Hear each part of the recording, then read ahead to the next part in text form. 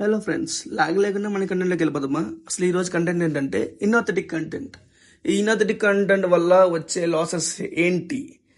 Actually present last 3-4 days 5 days నుంచి అందరికీ చాలా వరకు మెయిల్స్ వచ్చాయి. ఏంటంటే ఇన్ఆథెటిక్ కంటెంట్ వాడినందువల్ల మీ ఛానల్లో ఒక డిమానిటైజ్ మీకు పోయినట్లే అని చాలా వచ్చేసాయి కదా.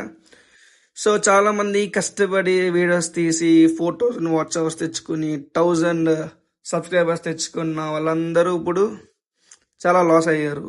ఎందుకంటే వాళ్ళకి ఇన్ఆథెంటిక్ కంటెంట్ పడింది కాబట్టి. దాంట్లో ఒక వీడియో అయితే ప్రాబ్లం లేదు, కానీ 4-5-6 వీడియోస్ వస్తే మాత్రం ఆ ఛానల్లే మనకి లేచిపోయే ఛాన్స్ కూడా ఉంది. లేచిపోయే ఛాన్స్ అంటే డిలీట్ అయిపోతుంది ఆ ఛానల్. సో ఇప్పుడు మీరు కష్టపడిన సబ్స్క్రైబర్స్, యూజర్స్ అందరూ పోయినట్టే. అసలు ఇన్ఆథెంటిక్ కంటెంట్ అంటే ఏంటి, దాని గురించి తెలుసుకుందాం రండి. ఇన్ఆథెంటిక్ కంటెంట్ అంటే మెయిన్గా ఒరిజినాలిటీ లేని వీడియోలు, ఓకేనా? ఈ ఒరిజినాలిటీ లేని వీడియోలు అంటే ఏంటంటే, ఫర్ ఎగ్జాంపుల్ ఏఐ వీడియోస్ తీసుకుందాం. ఇప్పుడు ఏఐ వీడియోస్ వల్ల ఏమవుతుంది, మనం ఏఐ వీడియో అప్లోడ్ చేస్తున్నాం, బ్యాక్గ్రౌండ్ ఏమో ఏఐ వాయిస్తోనే ఇచ్చేస్తున్నాము, బ్యాక్గ్రౌండ్ మ్యూజిక్ కూడా మొత్తం అదే ఇస్తుంది. ఇక్కడ ఒరిజినాలిటీ ఏముంది? మొత్తం ఏఐ యూజ్ చేస్తుంది కదా, మీరనే ఎఫర్ట్స్ ఏముంది? సో మీ ఎఫర్ట్స్ అనేది లేని వీడియోలు అవన్నీ ఇన్ఆథెంటిక్ కంటెంట్ కింద యూట్యూబ్ తీసుకుంటుంది.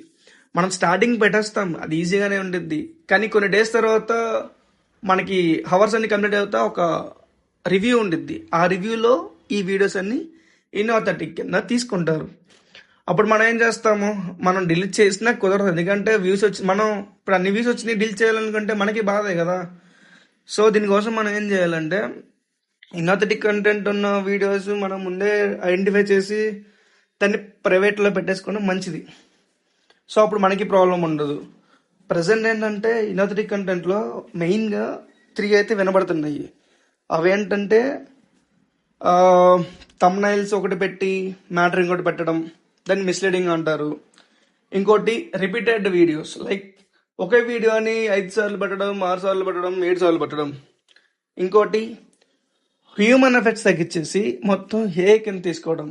ఈ 3 మనకి బాగా మెయిన్గా వినబడుతున్నాయి ఇన్ఆథెంటిక్ కంటెంట్లో. మీరు ఒకసారి చూసినట్లయితే, మీకు కావాలంటే యూట్యూబ్లో చూడండి, సెర్చ్ చేయండి ఇన్ఆథెంటిక్ కంటెంట్ అని సెర్చ్ చేస్తే మీకు చాలా వస్తుంది. దాంట్లో వీడియోస్ కూడా చూస్తున్నారా? నేను ఒక వీడియో చూశాను రీసెంట్గా.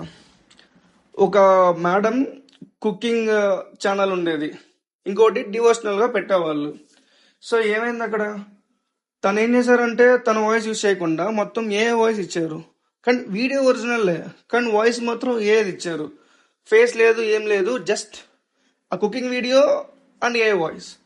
వాళ్ళు కూడా డిమానిటైజ్ అయిపోయింది. వాళ్ళు కష్టపడే ఛానల్ 4,000 అవర్స్ తెచ్చుకొని, సబ్స్క్రైబ్ తెచ్చుకొని మనీ ఎర్న్ చేసే వాళ్ళు ఇప్పుడు డిమానిటైజ్ అయిపోయింది.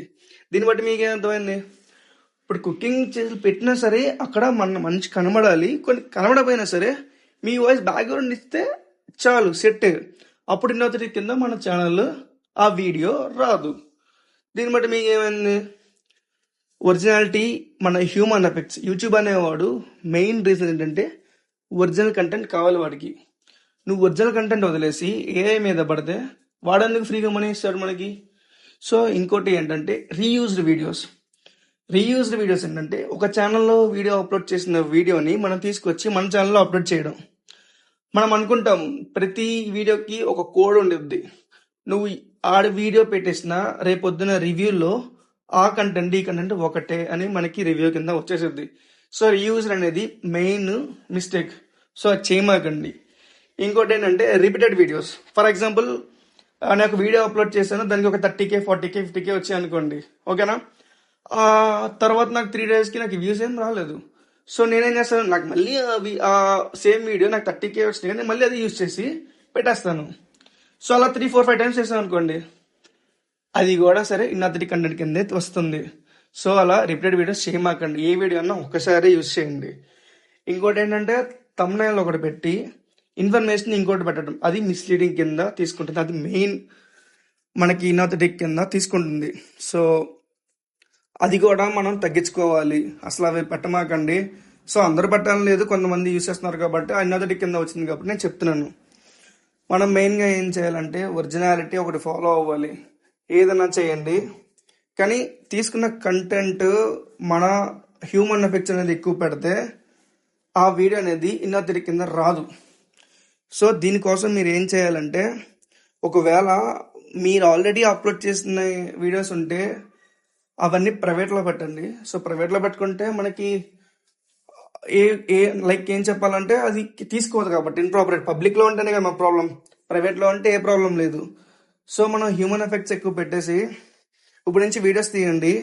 సో మనం కూడా సేఫ్ అవ్వచ్చు. లైక్స్ కోసం మనం ఇది చేయాలి అది చేయాలని ఏం లేదు.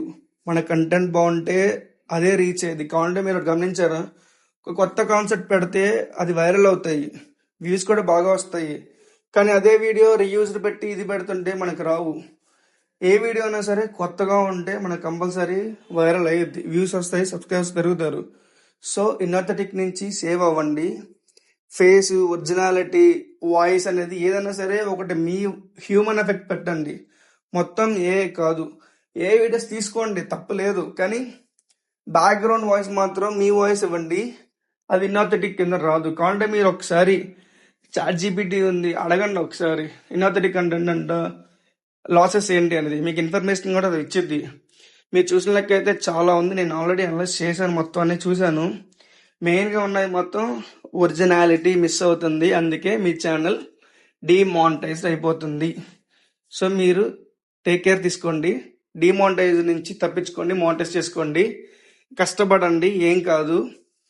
వీడియోస్ మనం అప్లోడ్ చేస్తే వ్యూస్, సబ్స్క్రైబర్స్ వాళ్ళే వస్తారు. మీకు నచ్చినట్టయితే లైక్ చేయండి, షేర్ చేయండి, కామెంట్ చేయండి. Thank you friends.